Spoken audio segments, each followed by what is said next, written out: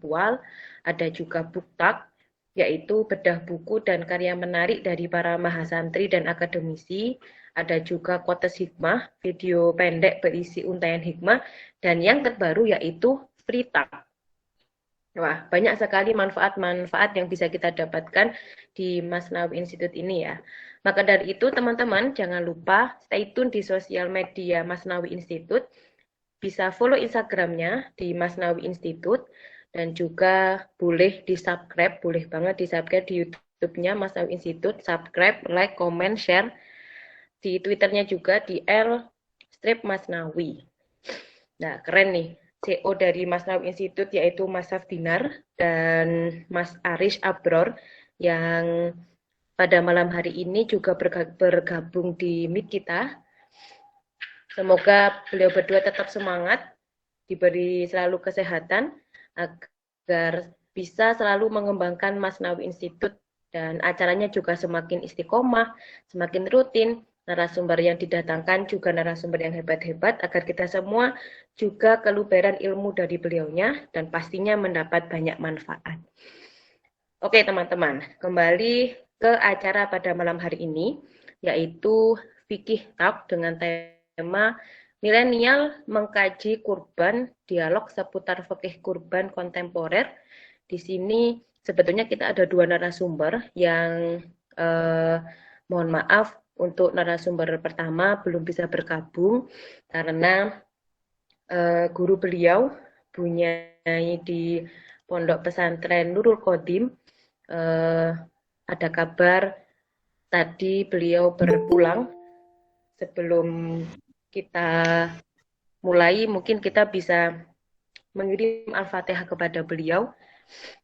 Semoga semua amal baik diterima, amal baik beliau diterima di sisi Allah Subhanahu wa taala. Mungkin bisa di Al-Fatihahnya bisa dipimpin oleh CEO kita, Mas Safdinar mungkin.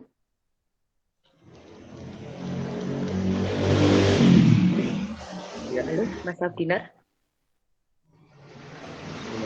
Lihat Mustafa sini.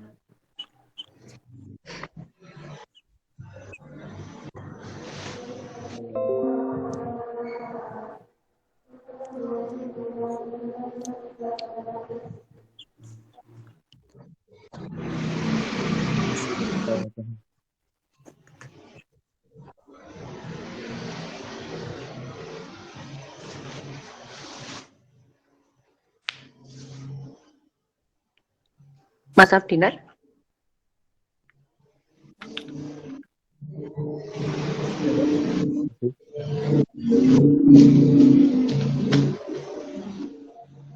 Cek. Masih terputus mungkin, Mbak.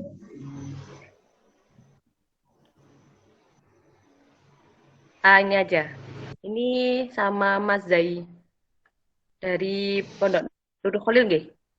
Nggih. Nah, narasumber kita aja pun.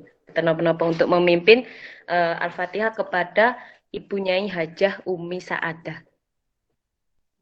Monggo Kang.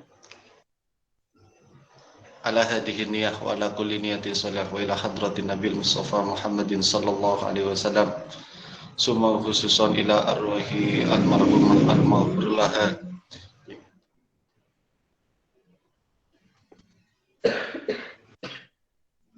Lillahi lana wa lahum Fatihah.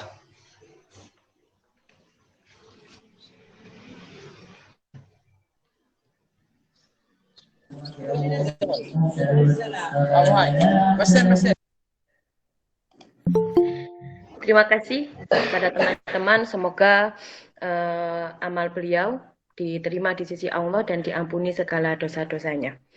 Baik, amin. Sebelum kita dengar langsung materi yang akan disampaikan oleh narasumber kita yang tadi sudah memimpin mengirim doa kepada Ibu Nyai Umi Saadah.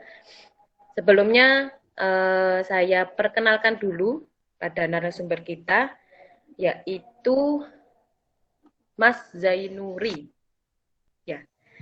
Oke, nama lengkap beliau adalah Zainuri. Itu saja nggih, Kang? Nggih. Oke, padat. Alamatnya beliau ada di Surabaya. Oh, beliau masih Mahasantri Nurul Khalil Bangkalan. Kalau boleh tahu kasusnya napa nggih? Apa ya? Anu, fikih muamalah. Oh, fikih usul fikih, konsennya di fikih muamalah ya. Ya, beliau riwayat pendidikan beliau Pondok Pesantren Nurul Khalil Bangkalan. Eh, Meskipun masih mahasantri, tapi riwayat organisasi beliau juga cukup banyak, yaitu beliau menjabat menjadi Wakil Ketua Aswaja Center Nurul Khalil pada tahun 2016 sampai 2018 dan juga Ketua LBM, Lajnah Basul Masail gitu Kang? Oke. Lajnah Basul Masail tingkat sanawiyah aliyah pada tahun 2019 tahun 2020. Ya, untuk Kang Zainuri bisa menyampaikan materi seputar kurban dengan durasi mohon maaf 30 menit nggih. Kepada beliau kami persilahkan. Assalamualaikum warahmatullahi wabarakatuh. Bismillah walhamdulillah wassalatu wassalamu ala Rasulillah Sayyidina Muhammad bin Abdullah wa ala alihi wa sahbihi wa mawalah. Wala haula wala quwwata illa billah amma ba'du. Kepada yang kami hormati dan kami banggakan seluruh rekan-rekan dari Masnawi Institute, para audien, rahimahumullah, Mbak moderator, beserta teman-teman yang lain. Pertama, dalam pembahasan udhiyah atau kurban, perlu kiranya, dan alhamdulillah telah bergabung dengan kami rekan saya Ustaz Ainul Yakin di Pondok Nurul Qadir. Selamat malam. Selamat malam, selamat malam. Pertama begini, dalam membahas udhiyah perlu kiranya kita membahas tentang syarat rukun yang terpenuhi dalam udhiyah sendiri. Di mana di antara syarat rukun yang harus terpenuhi oleh di dalam udhiyah, di antaranya mencakupi niat, kemudian klasifikasi dalam persoalan kriteria hewan, yang ketiga adalah pendistribusian daging hewan kurban itu sendiri. Oleh karenanya, perlu kiranya saya sampaikan bahwa secara definisi awal, udhiyah itu adalah sembelihan dengan tujuan taqarruban ilallah yang dilakukan di hari-hari tertentu, di antaranya di bulan Dzulhijjah.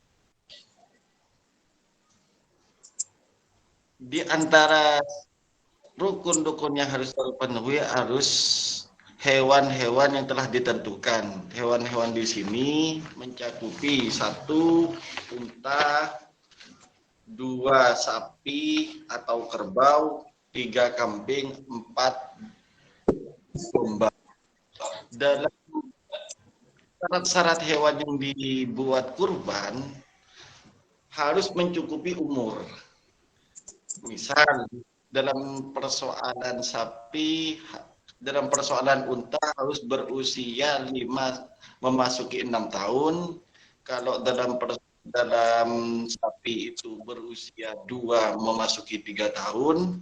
Kalau kambing itu 2 memasuki 3. Kalau domba itu 1 memasuki 2 atau 1 tahun 6 bulan dan sudah tanggal 1 gigi depan, atau kalau bahasa Jawanya itu poel. Kemudian dalam syarat-syarat hewan udhiyah diantaranya adalah tidak cacat, tidak ada aib yang sampai mempengaruhi daging atau mempengaruhi hal-hal yang sekiranya mencegah untuk mengkonsumsi daging kurban itu sendiri. Semisal dalam contoh-contoh yang ada itu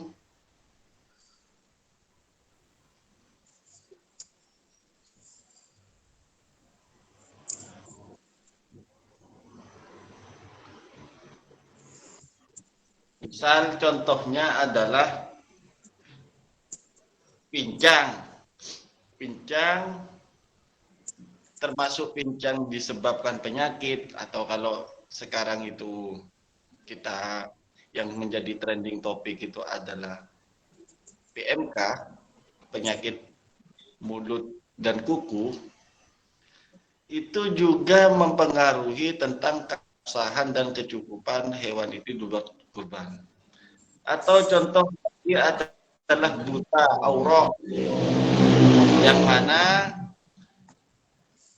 juga mempengaruhi keabsahan kurban. Atau contoh-contoh lagi kurus sehingga sumsumnya mengering, itu juga mempengaruhi. Karena kalau sumsum itu kan bisa dikonsumsi. Kalau sumsumnya itu mengering sehingga tidak dapat dikonsumsi, maka juga dikatakan aib yang bisa mencegah untuk mencukupi untuk kurban.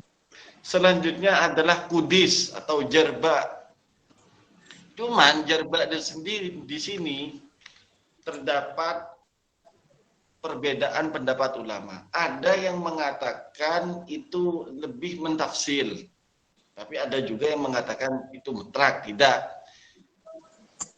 Penafsilannya adalah kalau masih yasiron sedikit itu dan tidak sampai mempengaruhi daging, maka itu ada yang memperbolehkan.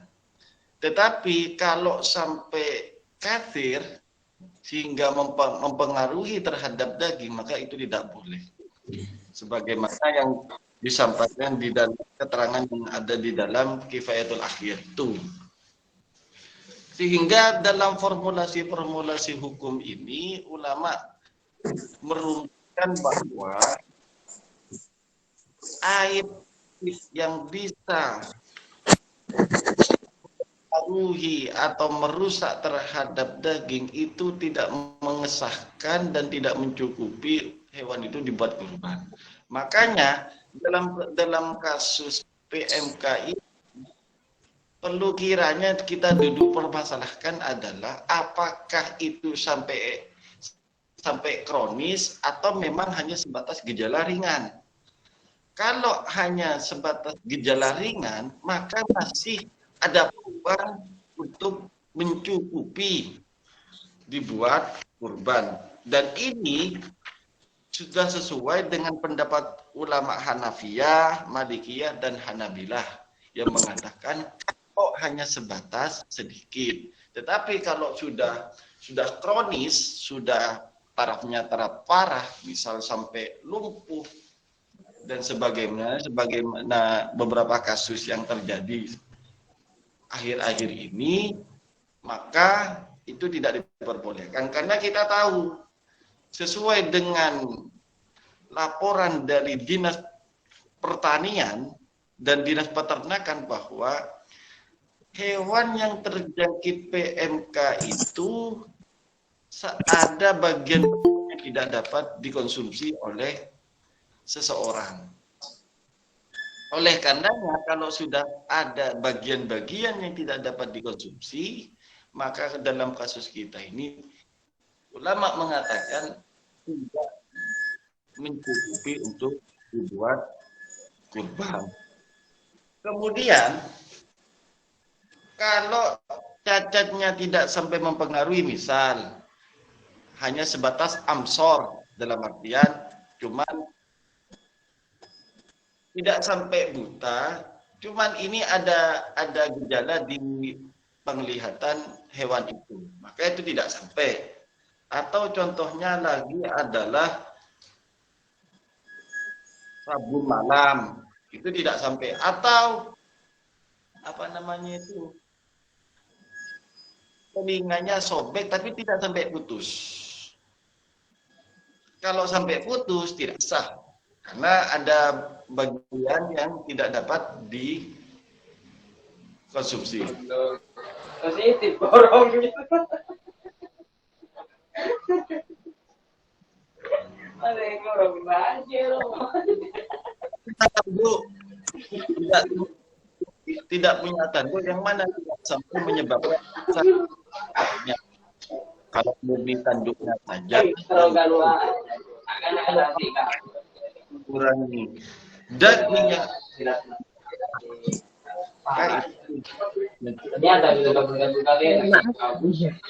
Saya jeda dulu deh Kang. Teman-teman, selama materi ya mohon di-mute dulu ya. Kita dengarkan dengan seksama pemateri untuk menyampaikan materi. Nggih, monggo dilanjut Kang.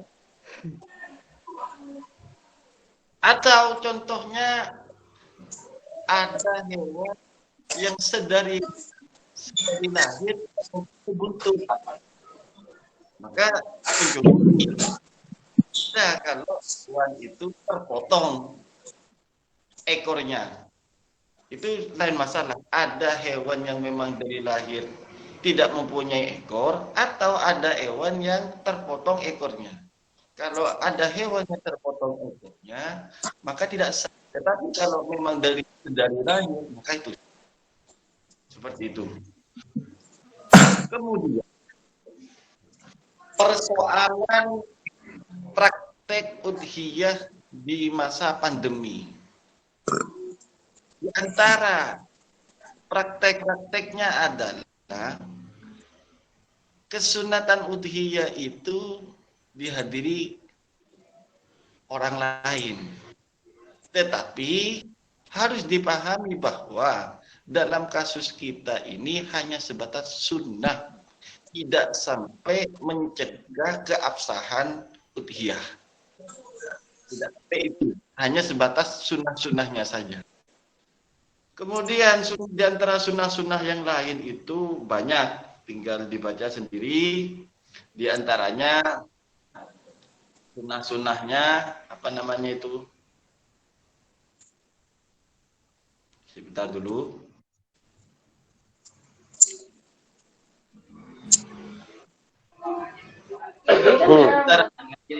Sunnah-sunnahnya penyembelihannya tidak di hadapan hewan kurban yang akan disembelih, karena mungkin ya agar tidak menakut-nakuti calon yang mau disembelih itu, makanya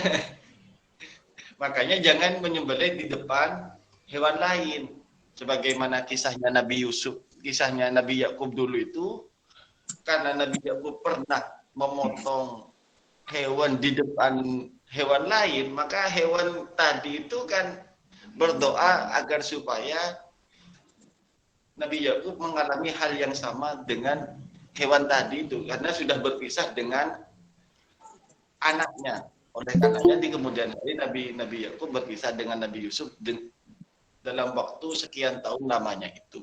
Makanya di antara adab, di antara kesunahan-kesunahan ini tidak disembelih di depan hewan lain. Itu hanya sunnah, tidak wajib. Kemudian lagi membaringkan. Nah, proses membaringkan ini harus dicermati. Pembaringan hewan kurban ini harus dengan hati-hati. Jangan sampai pembaringan ini akan menyebabkan hewan itu lumpuh. Sebagian tempat yang sampai sangat brutal dalam pembaringan hewan kurban. Nah, kalau sampai itu menyebabkan lumpuh terhadap hewan, maka tidak cukup dibuat kurban. Itu harus diperhatikan.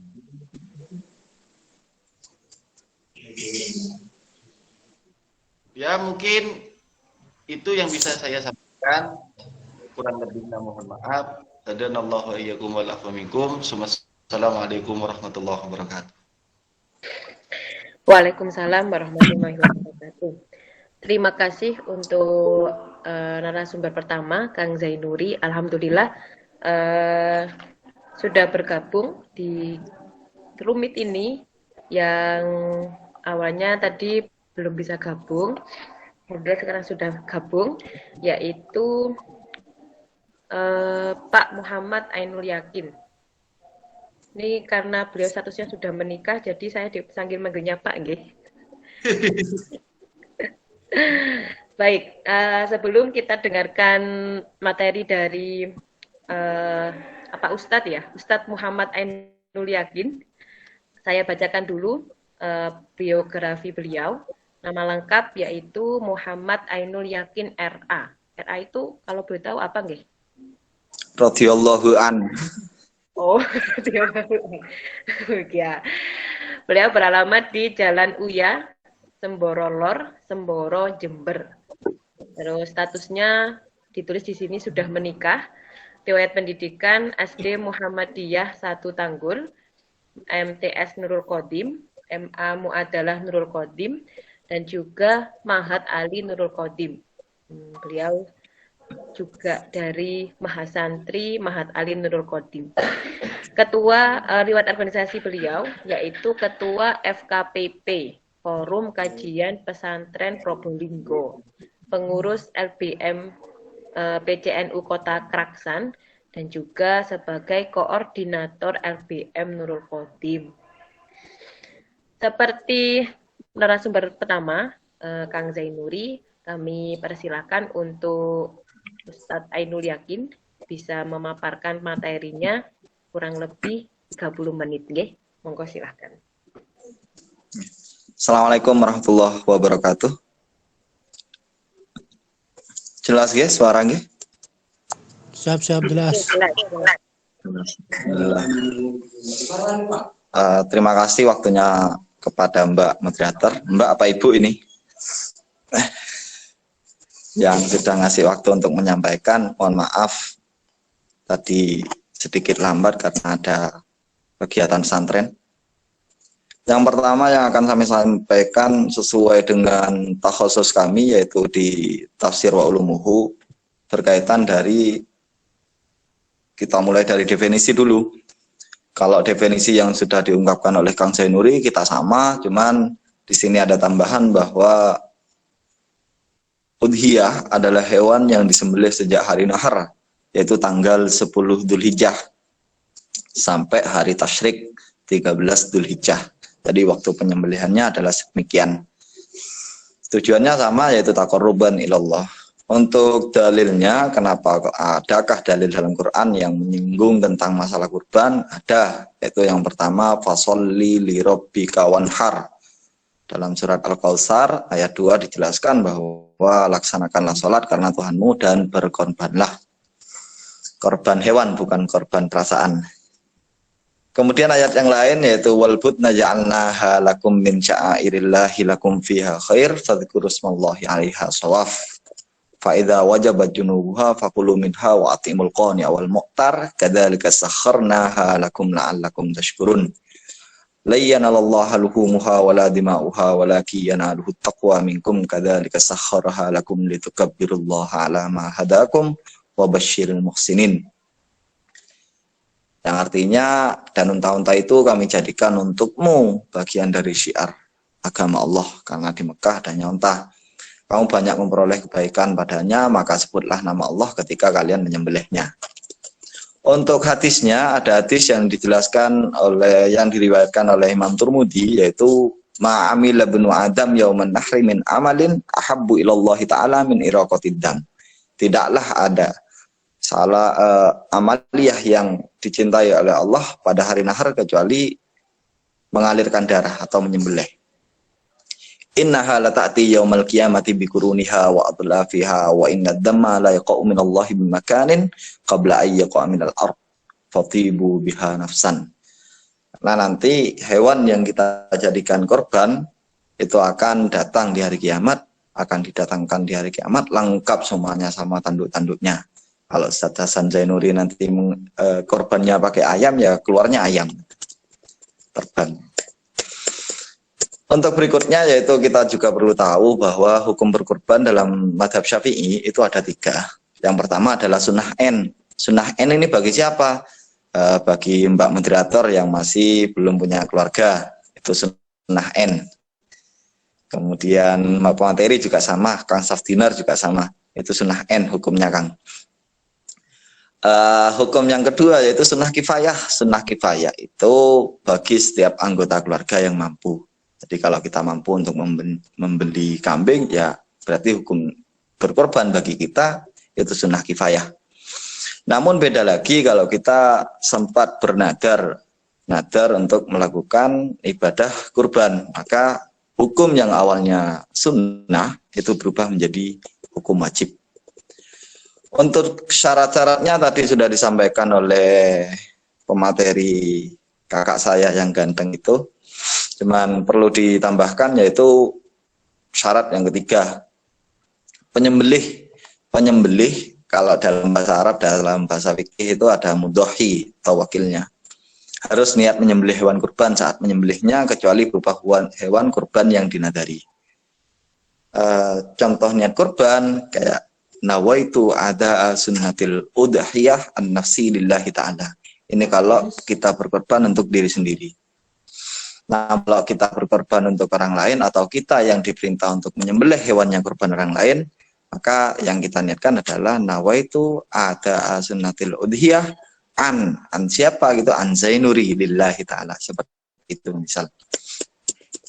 Untuk waktu pelaksanaan kurban sudah selesai tadi, taklif kurban juga sama. Siapa yang dikenai beban dalam taklif kurban, yaitu pertama harusnya Islam dulu. Orang Islam dulu kita kena taklif. Kedua baligh, anak kecil belum. Ketiga berakal sehat. Keempat merdeka. Dan kelima itu mampu. Sehingga makruh hukumnya bagi orang yang mampu namun tidak melakukannya. Punya uang kok tidak berkorban, itu makruh. Jadi kalau kita mampu dikasih kelebihan harta oleh Allah, dianjurkan untuk melakukan ibadah kurban. Seandainya nanti kalau kita itu yang sedang melakukan ibadah kurban, maka ada kesunahan-kesunahan yang memang itu sunnah dilakukan oleh orang yang berkorban. Yang pertama yaitu tidak memotong rambut dan kuku sejak tanggal 10 Dzulhijjah sampai kurbannya disembelih. Jadi kalau mau berkorban tahun ini, maka tanggal 10 Dzulhijjah nanti jangan memotong kuku. Sampai kapan? Sampai hewannya disembelih, kuku dan rambutnya. Kemudian kedua, bagi laki-laki yang kayak saya, laki-laki banget gitu ya, itu sunnah menyembelih sendiri. Asalkan tahu tata caranya. Jadi kita nggak harus taruh di masjid, nggak harus kasih ke toko. Kalau kita tahu, maka sunnah disembelih sendiri. Kalau perempuan, Mbak Moderator meminta Kang Safdinar, minta saya untuk menyembelihnya. Karena bagi perempuan memang sunnahnya untuk menyuruh orang lain dalam penyembelihan. Untuk yang tidak mengerti bagaimana tata cara menyembelih, itu juga sama, yaitu kita meminta orang lain untuk menyembelihnya. Kesunahan lain selain itu yaitu kita menyaksikan prosesi penyembelihan. Kita saksikan prosesi penyembelihan seperti apa. Jadi orang yang berkorban turut hadir di lokasi acara, di lokasi penyembelihan. Kemudian mensedekahkan semua daging kecuali 1 atau 2 potong saja. Ini yang banyak keliru di masyarakat. Hukum mensedekahkan semua daging itu hanya sunnah. Bahkan kita disunahkan untuk mengambil 1 atau 2 potong saja untuk kita makan sendiri. Ini berbeda dengan persepsi berbagai tempat di masyarakat, yaitu tidak boleh, harus disedekahkan semua, nggak boleh diambil sendiri. Itu nggak seperti itu. Kemudian nanti kalau ngambil, niatnya bagaimana? Ngambil makanan itu, daging yang diambil itu tujuannya tetap tabarukan, yaitu kita menganggap berkah. Yang sunnah diambil adalah bagian hati. Hati dari sapi itu kita ambil untuk kita makan dengan tujuan tabarruk. Tapi kalau hatinya Bu Moderator tidak boleh. Harus pakai cara-cara yang baik, karena pemateri harus pemateri yang pertama maksudnya. Kemudian penyembelihan. Dalam penyembelihan ada beberapa hal yang perlu kita perhatikan. Yang pertama adalah tata cara menyembelihnya. Yang pertama dari tata cara menyembelih, harus tahu bahwa hewan yang mau kita korbankan, hewan yang mau kita jadikan korban, itu betul-betul masih hidup. betul-betul masih hidup, kemudian kedua baru kita niat sebagaimana yang di atas tadi, niatnya yaitu nawaitu ada sunnatil udhiyah an nafsi lillahi ta'ala. Untuk orang lain nawaitu ada sunnatil udhiyah an Zainuri semisal, atau an Andi gitu semisal. Ketiga yang perlu diperhatikan juga yaitu menggunakan benda tajam. Jadi setajam silet gitu, benda tajam yang harus digunakan. Tidak boleh menggunakan benda tajam yang lain. Memotong saluran pernafasan, al-hulqum, sebentar lagi biar ditampilkan oleh Mbak Moderator, mana hulqum. Kemudian ada saluran pencernaan, biar kita tahu bagian mana saja yang harus dipotong. Namun yang lebih sempurna ialah juga memotong 2 urat leher, nggak sampai putus semuanya. Yang kelima yang perlu diperhatikan adalah tidak mengangkat pisau dan sejenisnya, golok, pedang, ataupun alat-alat lain, senjata tajam yang lain yang digunakan saat menyembelih tidak boleh diangkat sebelum sempurnanya pemotongan saluran nafas dan saluran makanan. Seperti itu. Kesunahan lain, kalau tadi kita sudah jelaskan bahwa kesunahan bagi penyembelih, apa yang harus dilakukan saat ini, yang akan saya sampaikan adalah kesunahan saat menyembelih. Saat menyembelih kita disunahkan baca basmalah, yang terutama basmalah ya, Bismillahirrahmanirrahim, atau cukup dengan Bismillahi. Kemudian kedua kita juga disunahkan membaca selawat. Selawatnya tidak harus kayak selawatan, boten selawatan majelis boten. Cukup membaca selawat Allahumma sholli wa sallim ala sayyidina Muhammad. Yang ketiga juga sunnah dilakukan penyembelih menghadap ke arah kiblat. Penyembelihnya menghadap ke arah kiblat, kemudian hewan kurban juga diarahkan ke kiblat. Yang kelima yaitu membaca 3 takbir sebelum dan sesudah basmalah. Sebelum basmalah kita baca takbir dulu. Allahu Akbar, Allahu Akbar, Allahu Akbar, walillahilham. Baru bismillah. Ba'dahu juga sama. Suaranya nggak harus suara seperti pemateri ini ya. Lebih enak juga nggak apa-apa. Setelah itu kita juga disunahkan untuk berdoa supaya ibadah kurban kita itu diterima oleh Allah. Doanya seperti apa? Kalau dalam bahasa Arab, dalam beberapa kitab dijelaskan Allahumma hadza minka wa ilaika fataqabbal. Yang artinya, ya Allah, kurbanku ini darimu, karena semua rezeki itu dari Allah, juga aku kembalikan kepadamu. Oleh karena itu, terimalah ya Allah. Itu boleh menggunakan bahasa Indonesia, bahasa Madura, bahasa Jawa juga boleh. Menggunakan bahasa-bahasa yang lain. Kesunahan berikutnya dilakukan pada siang hari, jangan dipotong pada malam hari. Di pagi-pagi, siang, biar kelihatan semuanya. Untuk yang posisi miring, tadi juga sudah disinggung oleh pemateri yang pertama, miringnya kayak apa? Miringnya miring ke kiri, kemudian kepalanya diangkat sedikit. Berikutnya, setelah kok hewan itu miring, setelah hewan itu kita tidurkan, posisi miring ke kiri, maka saat menyembelih itu penyembelih memperhatikan, mempertajam alat yang digunakan untuk menyembelih. Egong segade, muncan Madura. Egong segade gitu. Itu sampai setajam mungkin. Nah, setelah kok benda atau alat yang akan kita gunakan menyembelih itu sudah dipastikan ketajamannya, maka kita taruh untuk menyembelih. Kita sembelih dengan jalan maju mundur gitu. Tanpa harus nyanyi maju mundur cantik gitu dahulu. Tanpa harus seperti itu, maju mundur. Sedikit ditekan agar urat-urat ataupun saluran-saluran yang harus kita potong itu terpotong dengan sempurna dan mudah. Kemudian berikutnya ketika sudah memotong, lalu apakah sampai memotong leher? Tidak, jangan sampai memotong leher. Leher jangan sampai putus. Yang harus kita putus adalah bagian-bagian saluran-salurannya saja. kesunahan terakhir. Setelah itu kita percepat proses penyembelihan itu. Jadi tidak terkesan menyiksa hewan. Jadi tekan, tarik, thread, gitu kita tunggu beberapa detik baru kita angkat.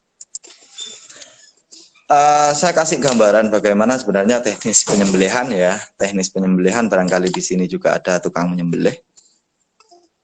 Contoh mudah menyembelih ialah sapi atau kambing kita baringkan ke posisi kiri, kemudian ikat keempat kakinya, karena kalau dilepas nanti berbahaya, jadi diikat. Setelah itu penyembelih dan pembantunya juga menginjak pangkal leher hewan. Nah ininya diinjak. Itu kita pegang, lalu memegang saluran pernapasan, kita pegang di sini sama saluran makanannya, lalu baru disembelih. Kaki diikat, kemudian setelah hewan itu tidur miring, kakinya diikat, kita miringkan, leher juga kita pegang, saluran kita pegang, baru kita sembelih. Gitu. Ada bunyinya, gitu. Gitu ya. Tahap-tahap pemotongan juga sama seperti yang tadi. Jadi hewan miring ke kiblat, baca basmalah, lalu selawat, takbir, doa, tangan kiri memegang daerah parotis, dagu bawah, sambil menarik kulitnya. Kan ada kulitnya sapi itu kan agak panjang, agak lebar gitu. Kulitnya kita tarik sedikit ke arah kraneal, ke arah tengkorak itu. Penarikan kulit ini untuk apa? Ya agar supaya leher dan bagian bawahnya, termasuk dua urat lehernya itu agak sedikit tertekan, sehingga langsung bisa alat yang kita gunakan bisa langsung menyentuh. Konsentrasi dalam menyembelih itu sangat penting bagi orang yang menyembelih. Jadi harus konsentrasi penuh, tenaga juga dipusatkan pada leher tanpa harus toleh kanan dan kiri, tidak ada kesunahan itu. Kita fokus, lihat leher seperti apa, pandangi saja lehernya itu. Saat yang baik untuk memotong adalah pada saat hewan sedang ekspirasi, tidak sedang menghirup. Nah, tidak sedang menghirup itu, yaitu sedang mengeluarkan nafas. Kita hewan miring, kita perhatikan betul, kita lihat lehernya, kita fokus, sambil lalu kita melihat apakah hewan itu sedang menarik nafas atau tidak. Yang baik adalah ketika mengeluarkan nafas. Nah, di situ langsung kita turunkan pisau itu. Kita jalankan di situ. Itu yang baik, yang bagus gitu ya. Pastikan saluran pernafasan dan pencernaan terpotong secara sempurna. Setelah kita jalankan, kita sambil lihat, fokus, apakah sudah terpotong secara sempurna atau belum. Kalau belum, jangan sampai diangkat pisaunya. Setelah itu kita tunggu beberapa detik. Kalau sudah pemotongan pasti sempurnanya baru boleh diangkat. Posisinya diangkat pisaunya itu. Biarkan darah mengalir sampai habis. Tanda-tandanya darah itu mengalir habis dari hewan tersebut, yaitu hewannya sampai lemes. Hewannya kalau sudah lemes baru berarti dapat diketahui bahwa darah yang ada pada hewan tersebut itu sudah habis. Jadi selama belum lemes jangan dilepas, ikatannya itu jangan dilepas dulu. Untuk berikutnya yaitu alokasi, seperti yang disinggung oleh pemateri pertama, hukum membagikan itu wajib membagikan semua daging kurban kalau memang kurban nadar. Jadi kalau kurbannya kurban nadar wajib dibagikan semuanya. Namun kalau bukan kurban nadar, apakah harus dibagikan kepada semua daging kepada masyarakat? Tidak harus. Yaitu wajib membagikan sebagian daging kurban dalam keadaan mentah. Kalau kurban sunnah, tidak usah dimasak dulu. Nanti kayak kita masih mengundang Mama Lita, Chef Juna, dan lain sebagainya, itu tidak perlu. Kita kasihkan saja mentahnya. Lalu kalau kita mau membagikan, siapa Ustadz yang mau kita kasih? Yang pertama, orang fakir. Orang fakir itu orang yang nggak punya sesuatu apapun untuk memenuhi kebutuhan hidupnya. Itu yang kita kasih terlebih dahulu. Setelah itu, daging itu kita bagikan kepada orang miskin. Orang miskin punya uang tapi nggak cukup, punya harta atau punya pekerjaan tapi nggak cukup. Nah, kalau yang ketiga, orang kaya, bolehkah? Kalau orang kaya bolehkah? Boleh, tapi hanya untuk dikonsumsi. Sehingga kalau kita ngasih ke orang kaya, apakah orang kaya itu berhak untuk menerima hewan kurban? Berhak untuk dikonsumsi, tidak untuk dijual dan semacamnya. Beda sama orang fakir dan orang miskin. Nah, kalau orang fakir, orang miskin, oh dagingnya banyak dapatnya, akhirnya kita jual lah sebagian, monggo, terserah. Sebelum itu juga ada beberapa cacat yang tadi belum tersinggung oleh pemateri pertama, yaitu hewan yang bumil. Nah, kalau ibu kan bumil, ibu hamil. Kalau hewan berarti wanil, hewan hamil gitu ya. Wamil ini tidak boleh, wamil tidak boleh. Apakah hewan kurban yang perempuan boleh? Boleh. Asalkan nggak hamil saja boleh. Jadi nggak harus jantan juga kan. Hewan kurban itu nggak harus jantan, betina boleh. Masa cuman bagian cowok-cowok saja yang dikorbankan? Harusnya kita saling berkorban lah. Gitu ya. Itu saja. Kemudian untuk alat-alat penyembelih, saya rasa sama, yaitu menggunakan benda tajam. Sehingga kalau bukan benda tajam tidak boleh. Benda yang tumpul tidak boleh. Benda tajam harus benda tajam yang digunakan. Kalau punya kuku tajam atau giginya tajam, kayak kita kalau lagi minum aqua, membuka apa, itu kan seakan-akan kita gigi tajam. Sebenarnya tidak tajam, itu hanya kekuatan fisik saja yang itu tetap tidak boleh. Harus menggunakan pisau atau arek, janteng Madura itu tidak apa-apa. Pakai arek.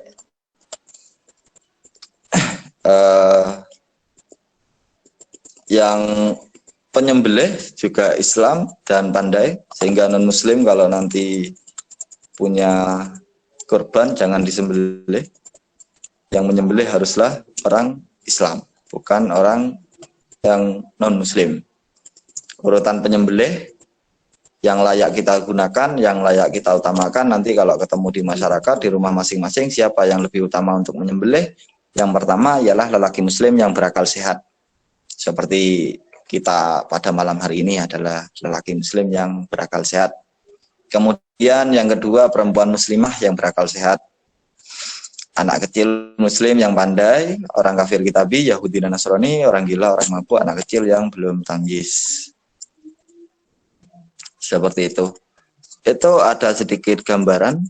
Galeri kurban mungkin bisa ditampilkan. Barangkali di sini ada yang masih. Nah, itu onta.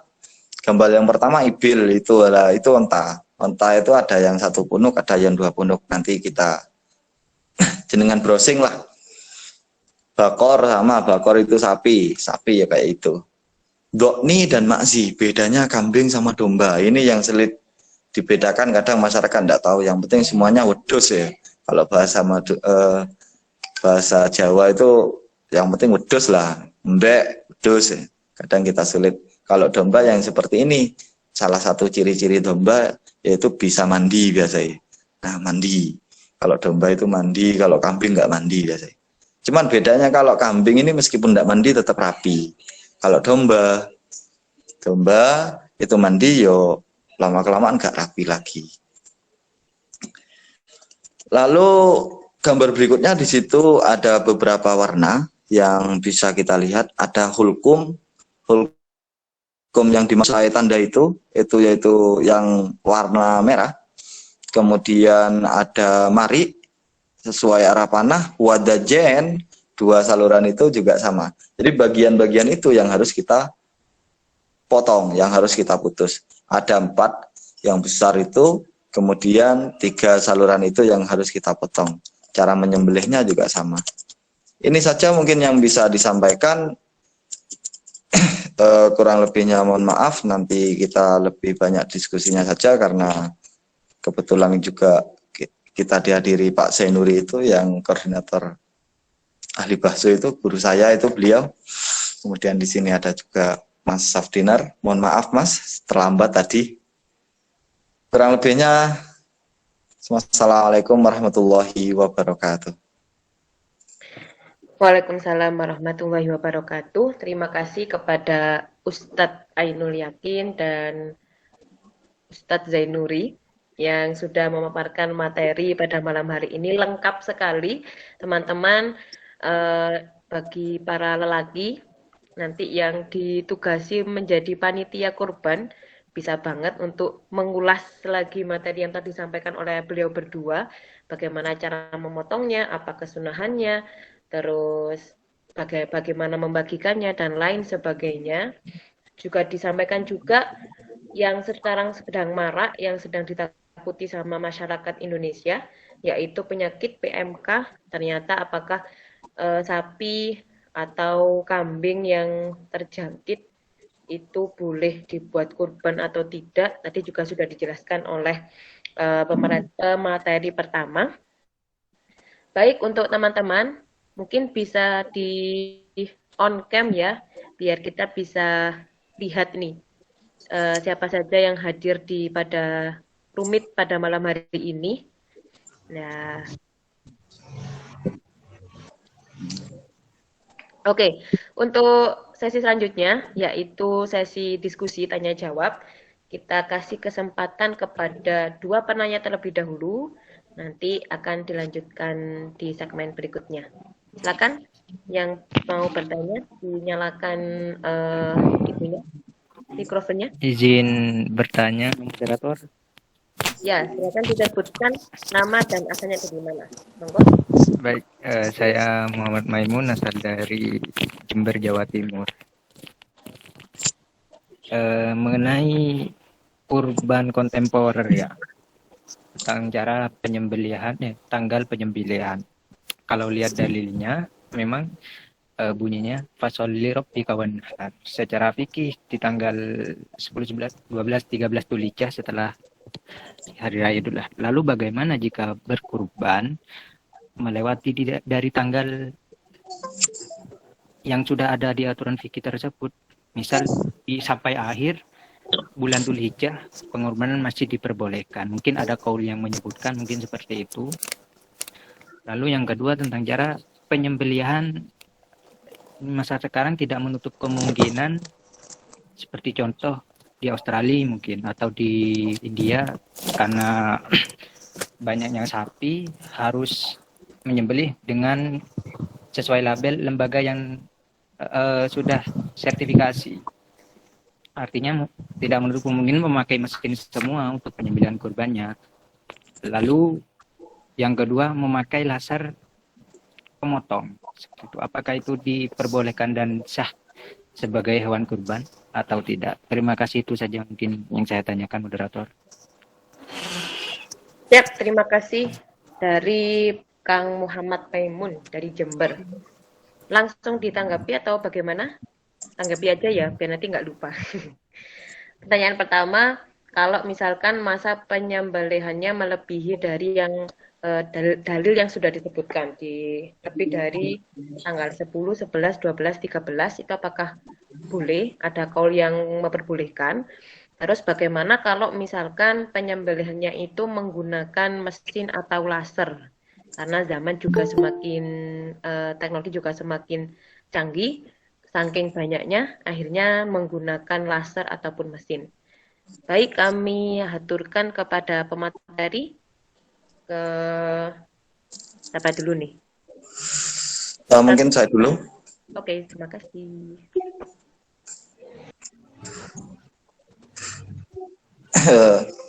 Untuk pertanyaan yang pertama yaitu mengenai waktu ya, waktu penyembelihan. Kalau waktu penyembelihan sesuai dengan apa yang disampaikan tadi, yaitu tanggal 10 sampai tanggal 13. Tapi sebagaimana yang kita tahu dalam Asnal Mathalib itu dijelaskan, ada orang yang mengatakan, ada ulama yang mengatakan bahwa waktu penyembelihan itu sebenarnya tidak ada aturan waktu. Namun dibantah oleh beberapa ulama sebagaimana dalam Asnal Mathalib, as-sahih, qultu as-sahih ikhtisasuhu biwaqtil udhiyah. Itu memang khusus untuk dalam waktu-waktu tersebut.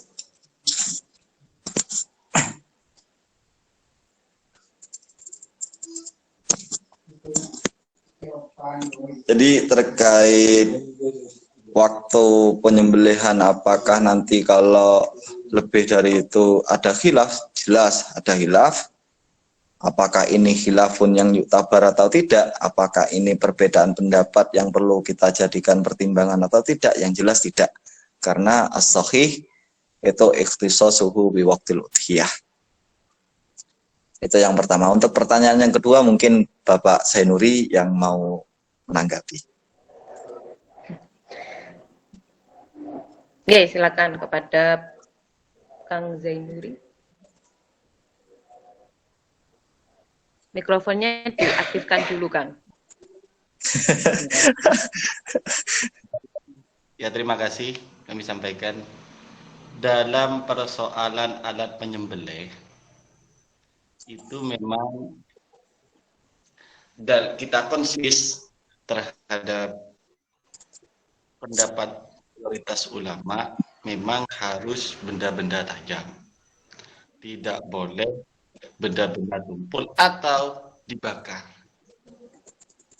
Dalam persoalan kita, misal kayak laser. Laser itu kan sebuah cahaya yang kesannya memang tidak tajam. Hanya saja ada kayak elemen apinya.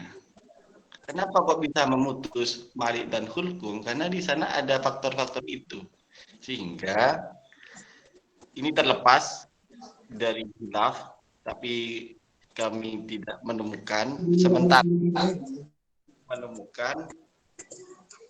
belum menemukan pendapat yang memperbolehkannya.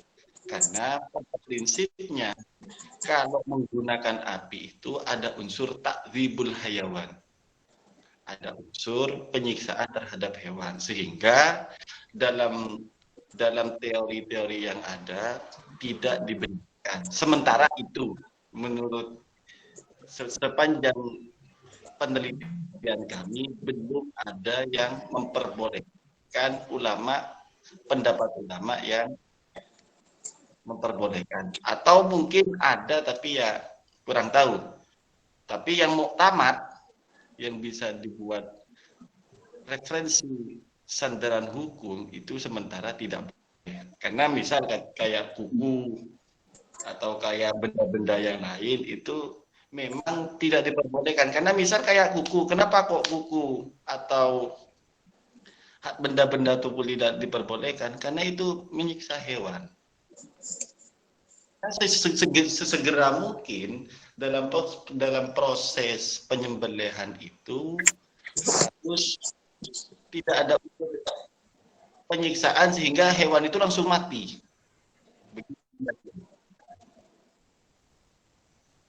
Sebagaimana pendapat ulama di dalam Mughnil Muhtad atau kitab-kitab yang lain. Mungkin pemateri kedua mungkin pernah menjumpai qaul ulama yang memperbolehkan, saya belum tahu dan saya masih belum berani karena mansusnya hadis yang melarang pelarangan membakar atau yang lain sebagainya. Terima kasih. Baik, terima kasih untuk narasumber pertama dan kedua. Bagaimana mungkin bisa ditambahkan untuk Ustadz Ainul Yakin? Iya, mungkin ada tambahannya. Oh. Misal benda itu kan dianalogkan dengan sebuah benda yang tajam, seperti misalnya pisau. Itu kan zaman dahulu kan, mungkin karena gak ada laser. Nah sekarang itu kan laser penyembelih itu bisa memotong apa saja dengan secepat kilat lah istilahnya. Lebih praktis mungkin lah istilahnya, bisa memotong hulkumjan dan marik tersebut. Nah kan bisa juga dijadikan sebagai benda pemotong untuk penyembelihan, itu laser penyembelih.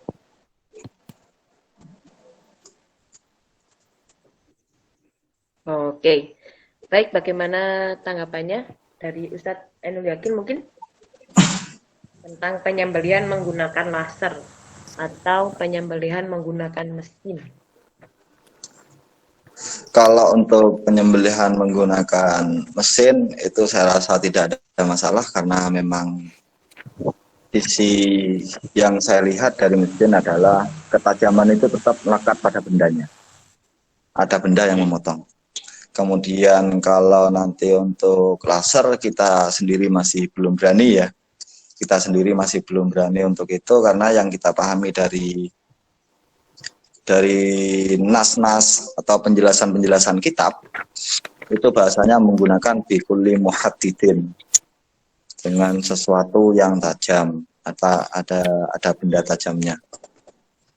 Ada benda yang tajam, bukan hanya sekedar tajam. Karena kalau hanya sekedar tajam nanti kan ini yang kita belum berani memasukkan laser sebagai benda tajam. Itu saja mungkin yang perlu disampaikan. Boleh bertanya? Oh, Izin silakan. bertanya, moderator. Oh, oke, satu-satu dulu ya Izin bertanya. untuk Ustadz Ahmad. Assalamualaikum warahmatullahi wabarakatuh. Waalaikumsalam warahmatullahi wabarakatuh. Begini, sepengetahuan saya laser itu alat untuk memotong hitan. Alasannya itu ketika anak dihitan itu pakai laser, jadi darahnya itu tidak mengalir darahnya tidak mengalir, langsung kering. Ketika dipotong dengan laser, darahnya langsung kering. Sekarang jika sapi itu dipotong dengan pakai laser, yang jelas darahnya tidak mengalir. Sedangkan memotong itu kan harus mengalirkan darah itu, seperti itu. Jadi saya setuju dengan Ustadz Uya, ya termasuk tidak bolehnya pakai laser itu karena nomor satu katanya Ustadz Anu tadi itu masuk penyiksaan, panas itu. Karena itu mengandung unsur api sehingga masuk penyiksaan panas. Sedangkan pemotongan hewan itu hukum sampai sini ini urat ini sampai sekiranya tidak ada jeda, seret langsung sehingga hilang pikirannya. Jadi kami setuju sekali untuk Ustadz Joya itu pendapatnya Ustadz Joya, kami terima kasih, termasuk untuk disebarkan kepada halayak yang banyak agar tidak memakai laser seperti itu. Karena laser itu untuk memotong alat vital hitan seperti itu agar tidak keluar airnya. Terima kasih Ustadz Joya. Kalau boleh tahu, Pak Ahmad dari mana? Saya dari Paguniran. Dari mana? Paguniran. Oh, di daerah mana itu, Pak? Oh, Dusun Kembang, saya Dusun Kembang. Oh, iya. Probolinggo. Probolinggo, ya. Probolinggo. Izin bertanya, moderator. Ya, terima kasih kepada Pak Ahmad. Penanya lagi dari... Izin bertanya. Oke, Kang Andi, monggo silahkan. Dari mana? Disebutkan juga, nggih? Nggih. Dari Jawa Timur aja. Oh, dari Jawa Timur. Nggih. Oke, silakan pertanyaannya. Izin mau bertanya pada moderator ini. Tadi kan dikatakan, mohon maaf agak terlambat tadi mendengarkan. Tadi dikatakan penyembelihan harus menggunakan benda yang tajam ya. Saya mau bertanya, standarisasi tajam itu seperti apa menurut kitab-kitab fikih? Karena yang kita tahu standarisasi tajam itu setiap orang, setiap desa itu berbeda-beda. Yang kita tahu ada yang mengatakan tajam itu hanya menyentuh kulitnya saja langsung sudah terpotong. Atau langsung dengan caranya Ustadz Ainul Yakin tadi maju mundur cantik itu baru terpotong semuanya. Itu yang jadi pertanyaan saya, standarisasi tajam yang sesuai dengan kitab fikih itu seperti apa? Untuk masukkan masalah laser tadi, kita mohon maaf karena saya masih tingkat iqdad, mondoknya masih iqdad. Itu untuk laser kita bukan fakna dalam hal itu karena kita bukan orang yang ahli dalam elektronika. Fas'alu ahla dzikri in kuntum la ta'lamun. ketika kita menghukumi sesuatu yang itu dalam ranah yang bukan kita ketahui, dalam artian mohon maaf, itu harus kita tanya dulu, baru kita bisa menghukumi. Kalau masih don saja, takutnya salah. Hati-hatilah dalam menentukan sesuatu. Itu dalam kitab usul sudah dijelaskan. Itu saja cuma masukan saya, dan itu pun laser yang sekarang yang lebih ngetren itu bahkan bukan hanya laser, bahkan menggunakan air. Itu bisa memotong, bukan hanya memotong apapun, bahkan memotong kayu yang besar itu bisa terpotong, dan itu sangat tajam. Pohon besar aja bisa terputus, apalagi hanya sebatas daging empuk dalam leher hewan. Itu nambah panjang nanti masalahnya, karena kita tidak tahu apakah itu sudah dimasukkan dalam koridor termasuk sama dengan pisau atau sesuatu yang tajam oleh sang ahli elektronik atau seperti apa. Kita tidak tahu, sebetulnya harus tanya dulu ke ahli elektronikanya, atau ahli yang membuat. Kalau untuk penyiksaan dalam hewan, ini hanya masukan saja, mohon maaf sebelumnya. Dalam di Jerman itu ada penyembelihan sapi di peternakan yang sekarang dibuat dijual di toko-toko supermarket, itu kan dari sana semua. Itu bukan penyiksaan, itu ada alatnya sendiri. Memang mereka menggunakan laser juga, Islami juga di sana menggunakan laser, karena banyaknya permintaan daging sehingga mereka harus menggunakan alat yang canggih seperti itu. Itu di sana sudah menggunakan hal itu juga. Dan bukan, sepertinya dari lihat video teman saya itu bukan penyiksaan, malahan membuat tenang, karena dari menidurkan hewan itu ada alatnya sendiri, kayak ya adalah nanti videonya sendiri, teman lihat di yang mungkin punya teman yang di sana. Cukup sekian mungkin dari pertanyaan dan juga mungkin usulan saya, mungkin diterima, monggo mboten nggih, monggo mboten napa-napa. Namun intinya satu, berhati-hati mawon, karena sesuatu semuanya itu kita mungkin hanya don saja sebelum jelas. Matur nuwun. Assalamualaikum warahmatullahi wabarakatuh. Waalaikumsalam warahmatullahi wabarakatuh. Terima kasih atas pertanyaannya, Kang Andi. Tadi mengatakan untuk saya, tapi mohon maaf, di sini saya bukan pemateri, jadi akan saya serahkan kepada beliau berdua, Ustadz Ainul Yakin dan juga Ustadz Zainuri yang lebih fakih pada bidang ini. Monggo Ustadz. Oke ya, yang pertama. Pak Zainuri mungkin, apa saya dulu ya. Ini yang bertanya, yang perlu kita ketahui, yang bertanya ini adalah guru saya, beliau Ustadz Andi yang beralamatkan dari Banyuwangi, juga alumni Al-Azhar. Bertanya mengenai batasan muhadib atau batasan benda yang dikatakan tajam. Benda yang dikatakan tajam itu apakah harus ketika menempel langsung terpotong atau ditempelkan ke kulit langsung luka? Tidak seperti itu. Karena yang pertama kita tahu, yang penting punya ketajaman. Yang kedua yaitu sebagaimana dijelaskan oleh beberapa ulama dalam fikih, seperti yang kalau kita baca dalam Minhaj, dalam Tuhfah itu dijelaskan, saya bacakan referensinya sebentar. Wa yang bagi anna minal muhaddad bil makna alladzi dzakarahu ma laudu biha bi khaitin yu'athiru mururuhu ala halqina fil usfur qata'ahu kata sikin fihi. Jadi enggak harus diletakkan langsung melukai, tidak. Namun dengan berjalan seperti ini itu bisa luka. Itu batasan minimal tajam. Tidak seperti sebagian daerah yang memang punya keyakinan bahwa tajam itu diletakkan saja sudah luka. Tidak harus seperti itu, namun boleh untuk dijalankan seperti ini.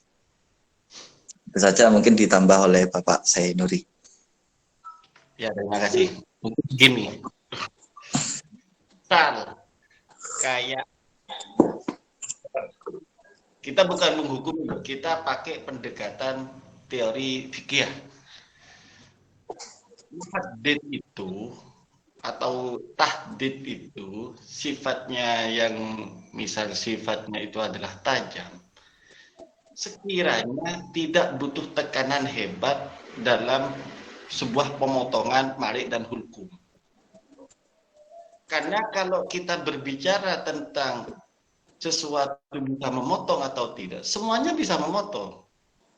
Tetapi efek pemotongan itu terkadang bukan min haisul dzatiyahnya, tetapi min haisul ada faktor lain seperti ada penekanan atau ada kecepatan itu.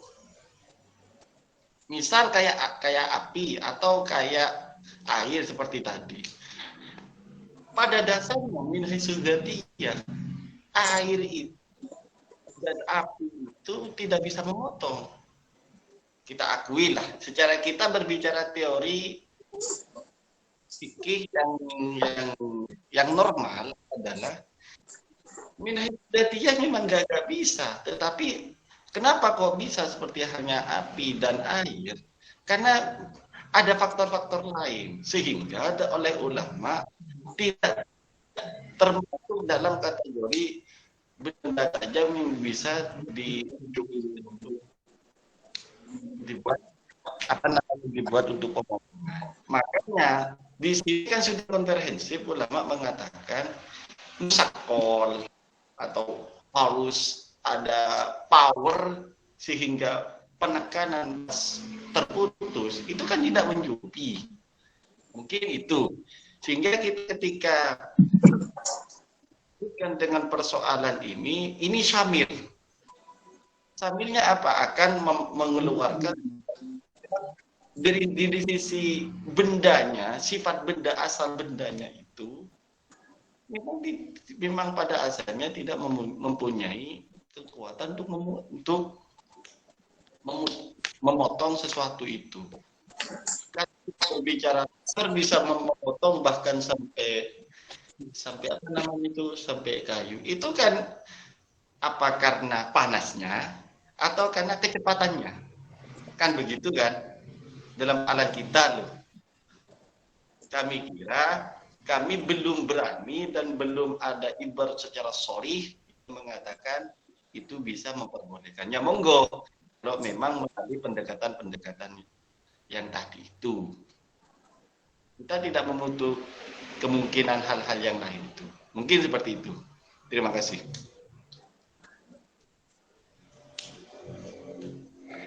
Terima kasih kepada boleh jangankan itu, kita itu sekarang seperti hanya Ustadz Andi tadi itu ada satu metode apa namanya itu, metode rumah potong itu yang pakai stunting.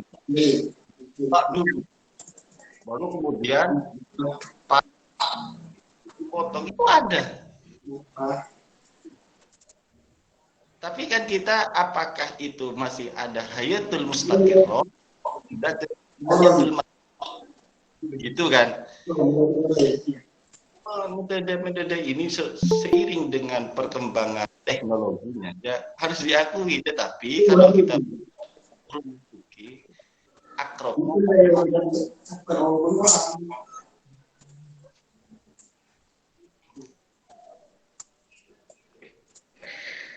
baik, terima kasih untuk pemaparannya bagi dua narasumber. Seru sekali teman-teman pada malam hari ini, banyak sekali pembahasan ternyata tentang kurban yang nanti akan bersama-sama kita laksanakan di 10 Dzulhijjah ya. Entah itu tanggalnya kapan, terserahlah itu nanti urusannya pemerintah. Kita buka lagi pertanyaan, mungkin ada lagi ada yang mau bertanya, silakan dinyalakan mikrofonnya.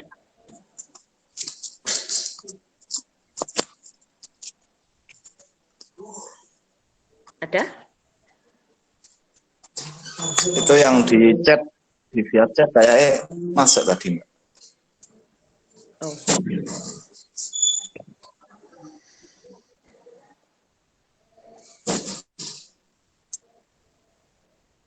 Bentar.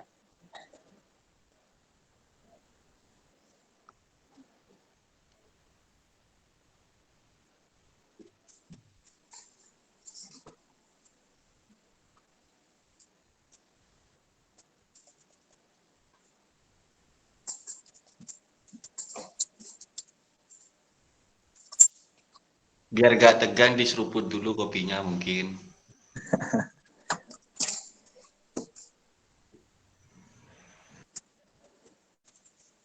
Kok di saya nggak tampil ya? Mungkin dari operator. Oh, sebentar. Oke.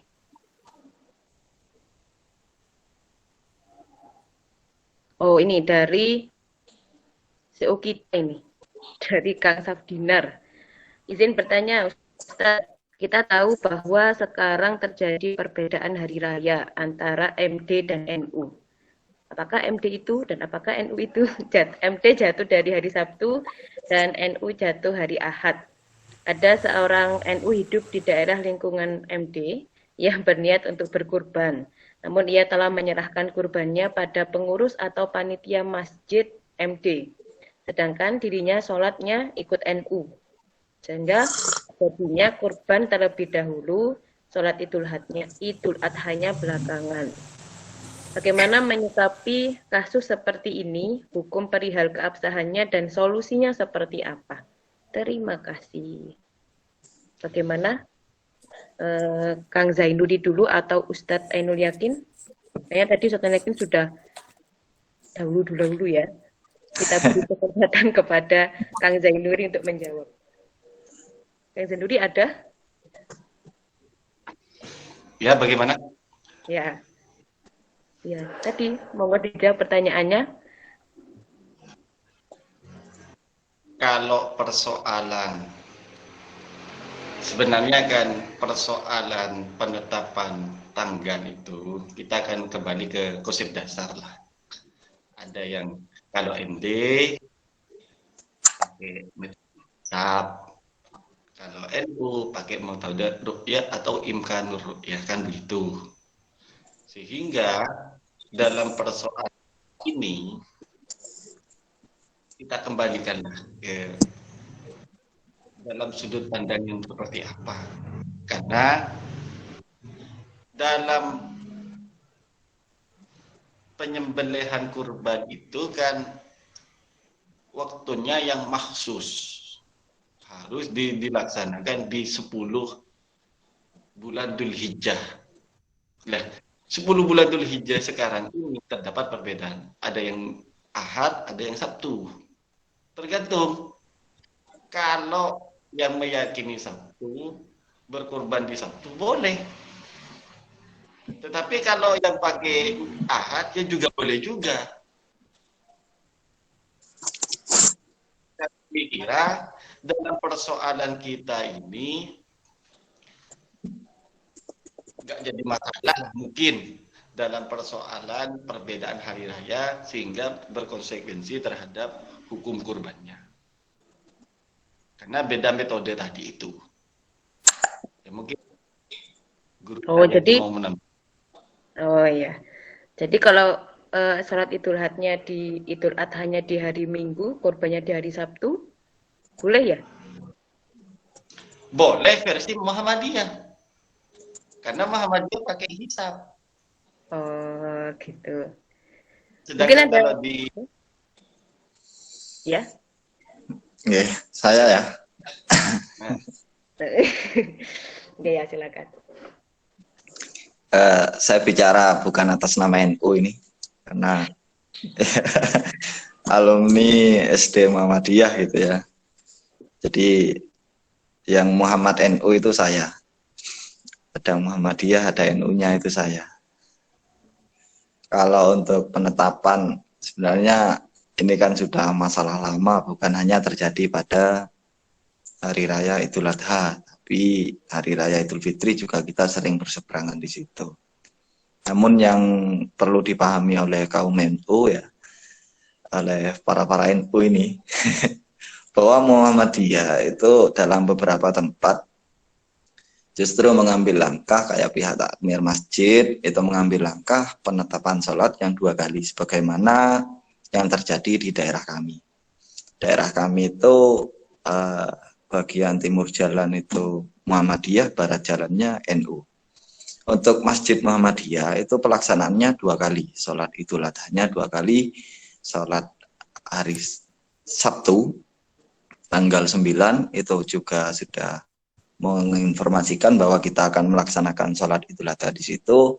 Kemudian tanggal 10 juga tetap dilaksanakan sholat Idul Adha bagi orang yang ingin mengikuti pendapat pemerintah. Jadi di Muhammadiyah tidak ada ikatan harus ikut tanggal 9 atau 9 Juli maksudnya. Tanggal kalau harinya hari Sabtu. Jadi ya biasa saja. Perbedaan ini biasa saja, tidak boleh kita saling menyalahkan. NU merasa lebih benar karena Kang Zainuri di sini, juga Muhammadiyah karena ada saya di sini, enggak juga.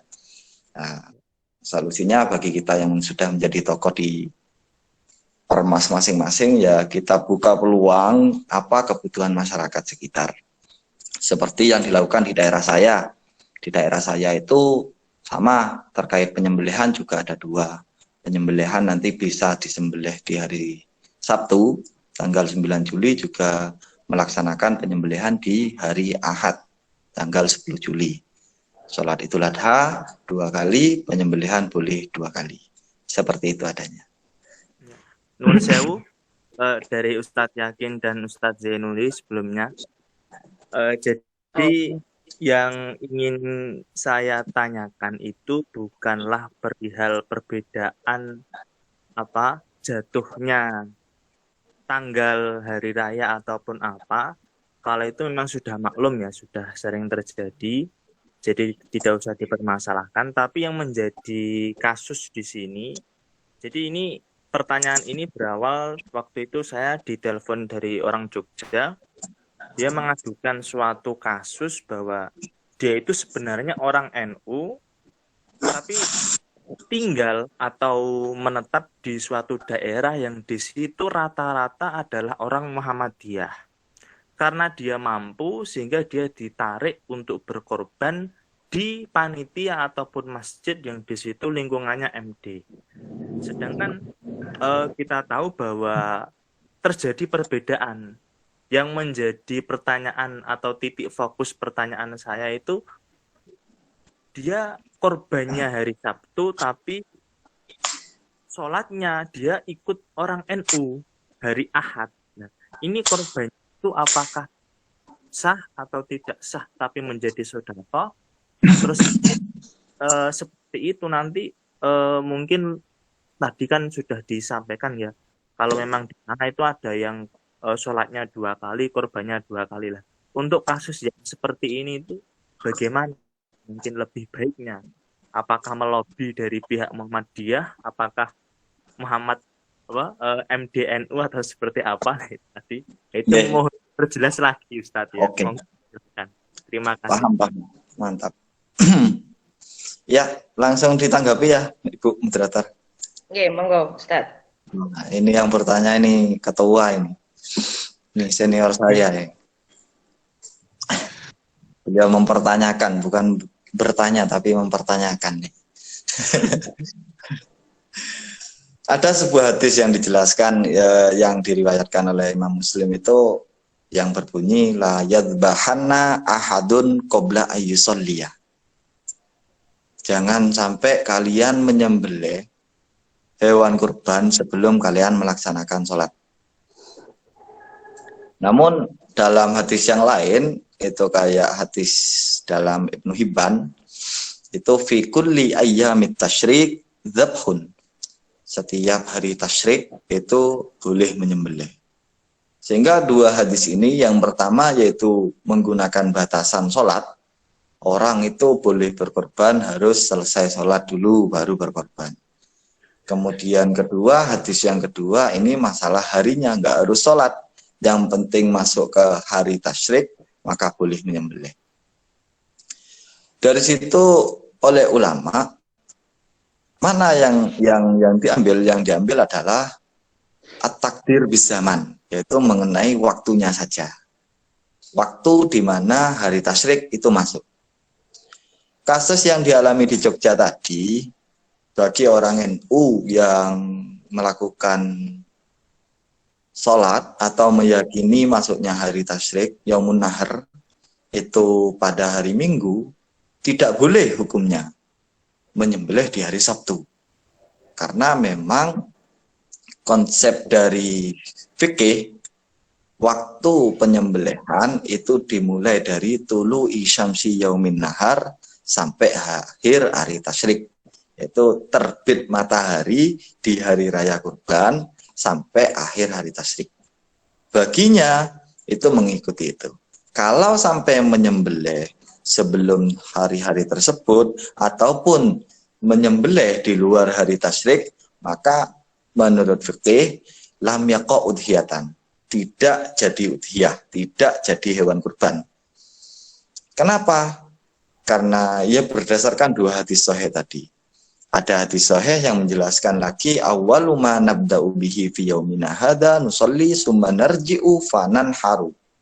Man fa'ala dzalika faqad asaba sunnatana wa man dzabaha qablu fa innama huwa lahmun qaddamahu li ahlihi laisa minan nusuki fi syai'in. Apa maknanya? Kata Nabi, awal yang harus kita lakukan pada hari raya kurban yaitu kita melakukan sholat terlebih dahulu. Setelah itu baru kita pulang. Setelah pulang kita menyembelih hewan kurban. Barang siapa yang mengerjakan sesuai dengan aturan yang sudah ditetapkan, maka dia sudah mengikuti sunnahku. Dan barang siapa yang menyembelih sebelum hari itu, maka itu hanya menjadi daging yang ia berikan kepada keluarganya sendiri, bukan termasuk ibadah udhiyah. Oleh karena itu, dari teman jenengan itu selayaknya untuk menginformasikan, melobi, konfirmasi kepada pihak takmir bahwa mohon maaf sebelumnya, kami meyakini bahwa masuknya hari raya kurban itu pada hari Ahad.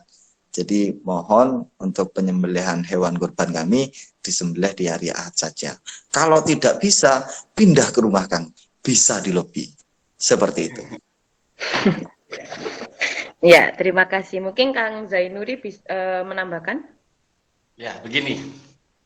Kami analisis begini. Sebuah fi'lu itu sesuai dengan i'tiqadul fa'il. Teorinya begitu. Sebuah pekerjaan itu distandarkan terhadap keyakinan orang yang melakukannya. Misal, kalau contoh-contoh furu'iyah yang ada, misal ketika ada orang tidak misal ada yang mengatakan tidak wajib niat. Nah, mengerjakan sesuatu tidak ada niat itu tidak sah bagi kita yang meyakini niat itu wajib. Tetapi bisa sah bagi yang meyakini niat itu tidak wajib. Oleh karena dalam persoalan perbedaan ini, yang menjadi persoalan kan hari Sabtunya ini. Kalau pihak mudhohi meyakini 10 Dzulhijjah itu jatuh di hari Ahad, maka mudhohi itu tidak boleh berkurban di hari Sabtu karena belum memasuki yaum hari. Mengapa kok demikian? Sekalipun pihak 10 Dzulhijjah sudah masuk di hari Sabtunya. Mengapa kok demikian? Karena pihak mudhohi meyakini itu belum masuk. Oleh karenanya kalau belum masuk sebagaimana yang disampaikan oleh Ustadz Yakin tadi, itu kan belum syurut terhadap waktu yang maksus itu. Sehingga kalau belum masuk terhadap waktu yang maksus yang sudah distandarkan oleh ulama waktu udhiyah, maka seperti itu. Berbeda halnya bagi orang yang meyakini 10 Dzulhijjah sudah masuk di hari Sabtu, itu sah. Mengapa? Karena dia meyakini i'tiqadul fa'il sudah muwafiq terhadap metode yang dia percayai, begitu kira-kira. Karena kan kita kan perbedaan perkhilafan itu ternyata harus distandarkan terhadap Fa'il meyakini apa? Apa meyakini itu sudah masuk atau tidak? Atau kalau kasusnya niat, dia meyakini niat itu wajib atau tidak? Begitu kira-kira. Baik, wah, terima kasih untuk para narasumber. Kita buka penanya lagi, apakah masih ada? Ini alhamdulillah panjang sekali ya, rumit pada malam hari ini. Dari jam 7:30 sekarang sudah di pukul 9:07 waktu Indonesia Barat. Mungkin ada yang dari luar Jawa mungkin. Baik, bagaimana teman-teman? Kalau tidak ada, Saya rasa ini cukup ya. Ya, alhamdulillahirabbil alamin. Fikih pada malam hari ini telah usai. Banyak sekali manfaat yang bisa kita ambil dari diskusi pada malam hari ini. Semoga apa yang telah disampaikan oleh pemateri bisa bermanfaat bagi kita semua.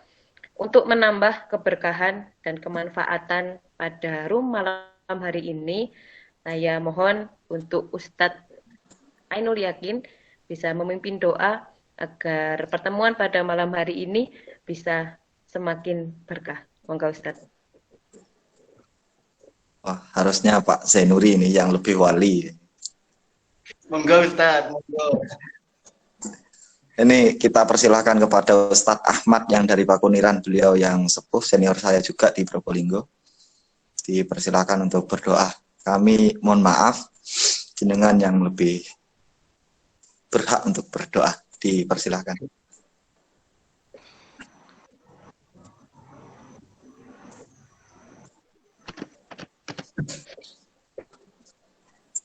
Ustadz Ahmad. Ya, ala hadiniyah lahumul fatihah.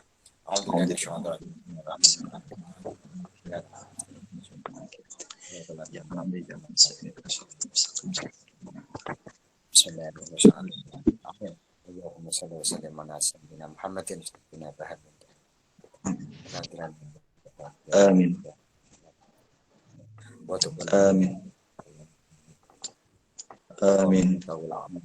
Wasin ahlakana wa Amin. hajatana indana bisna Allahumma ja'alna dana wa talamidana minal a'immatil awliya ila awliya Allahumma ja'alna wa dhurriyyatana wa talamidana minal a'immatil awliya ila awliya Allahumma ja'alna wa dhurriyyatana wa talamidana minal a'immatil awliya ila awliya Allahumma salimna min afat wa aminna Allahumma yassirna Amin. wal madinatul munawwarah Amin. jama Allahumma ta'ala Amin. Allahumma ta'ala hada wal ijtima' mubarakan Amin. ya arhamar rahimin wa sallallahu ala sayyidina Muhammad wa ala alihi alhamdulillahumul fatihah a'udzu billahi minasyaitonir rajim alhamdulillahirabbil alamin arrahmanir rahim yaumiddin iyyaka na'budu wa iyyaka nasta'in siratal ladzina an'amta 'alaihim ghairil maghdubi 'alaihim waladdallin. Terima kasih. Terima kasih kepada Ustadz Ahmad. Teman-teman, bagi yang membutuhkan sertifikat bisa nanti langsung menghubungi CO kita, Kang Safdinar ataupun Kang Abror. Untuk nomor kontaknya bisa dilihat di pamflet yang sudah di-share di mana-mana. Kalau nggak gitu, silakan dicek di IG-nya Mas Nawi. Dan bagi teman-teman yang belum follow akun sosial media dari Mas Nawi, silakan di-follow agar nanti tidak ketinggalan segmen-segmen yang akan dijalankan oleh Mas Nawi Institute. Cukup sekian dari saya selaku moderator mohon maaf. Terima kasih kepada para narasumber, terima kasih juga kepada seluruh hadirin. Kayaknya ini saya saja yang perempuan, insya Allah seperti itu. Jadi terima kasih kepada seluruh hadirin, seluruh peserta yang sudah ikut bergabung di Rumit pada malam hari ini. Semoga bisa lanjut di rumit-rumit berikutnya yang akan diadakan oleh Mas Nawi. Untuk ini ada lagi yang minta foto bareng. Wah, baik. Mungkin apa namanya moderator saya lah. Operator bisa di itu ya, di screenshotkan. Mohon bagi teman-teman yang belum on cam, silakan on cam terlebih dahulu. Kita abadikan dokumentasi pada malam hari ini, meskipun berada di rumah masing-masing, di jarak yang berbeda-beda. Ada dari Banyuwangi, ada dari Bangkalan. Ya, Bangkalan ya kan, Nuri. Bagaimana Pak Operator, Kang Safdinar mungkin, atau Kang Abror?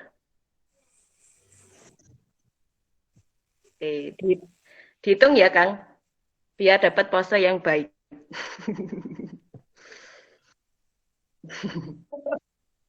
Kang Muhammad on cam.